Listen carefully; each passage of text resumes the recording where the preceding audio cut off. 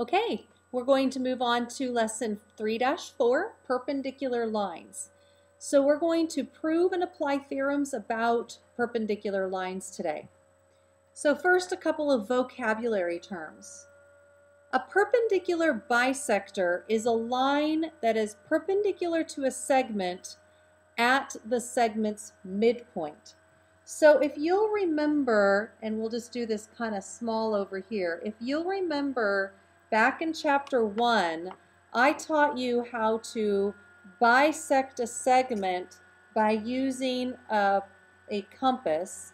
And what you did was you opened up the compass so that it was a little bit past halfway, and you drew an arc like so, and then picked up your compass and did the same size arc on the other side.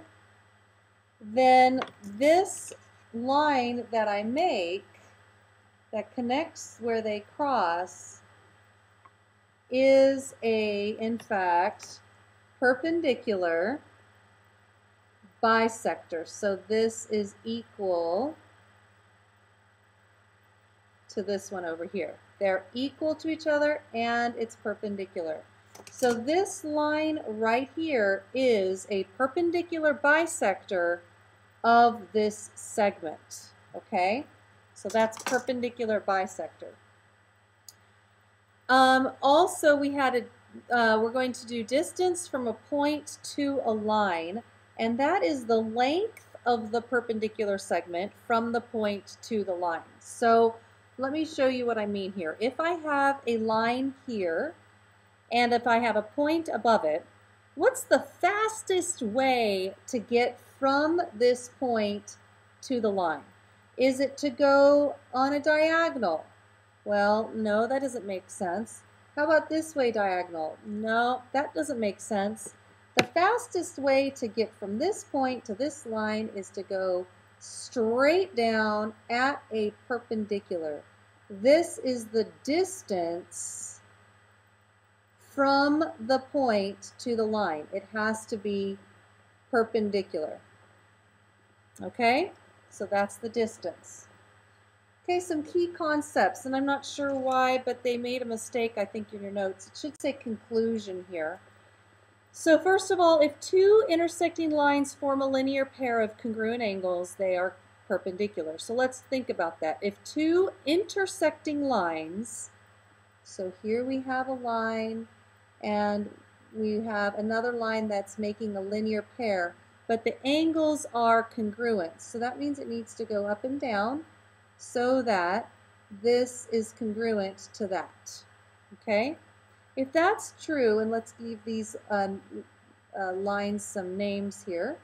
If that's true, these are both congruent to each other. That means they have to be, if the whole line is 180, these will have to be 90 and 90, which means that L is perpendicular to M.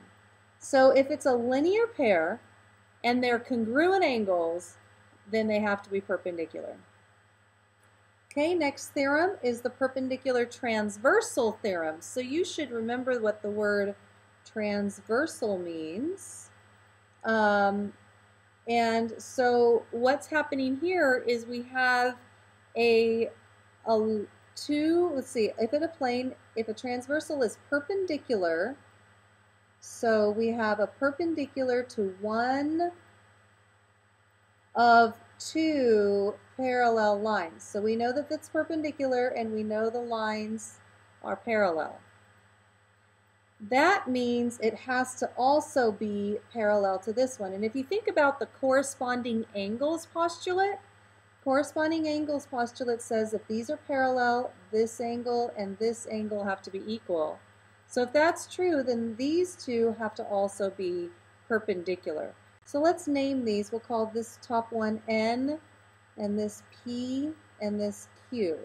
So if we know that N and Q are perpendicular, and N and P are parallel, then Q has to also be perpendicular to P.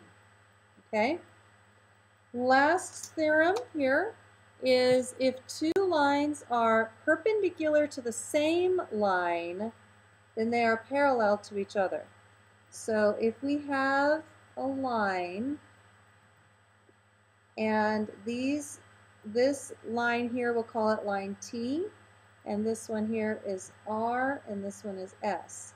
So if we are told that these two lines are perpendicular to a transversal, then they have to be parallel to each other. So R has to be parallel to S.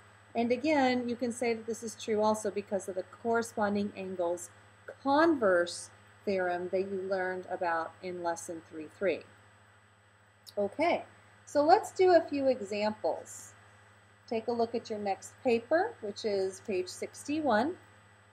And this one says, if you are told that angle 1 is congruent to angle 2, then that one is this top one here, right? If they're two congruent, then we know that line M has to be perpendicular to line P, right? If these two are equal, then M has to be perpendicular to P.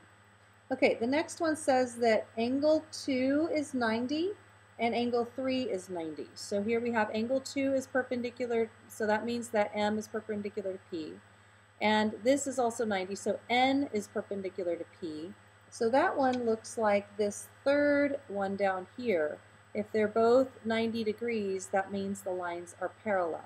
So we can say then, if we're given this, we can say that M is parallel to N. This last one says if angle 2 is 90 and these two are parallel, well, that one looks a lot like this middle one here. If we have 90 degrees and parallel, then the other one is also perpendicular.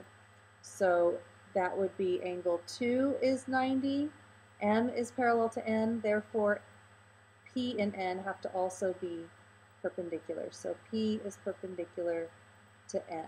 Okay, so there's some examples of some problems using what we just learned. And that's all for this lesson today. Thanks for watching.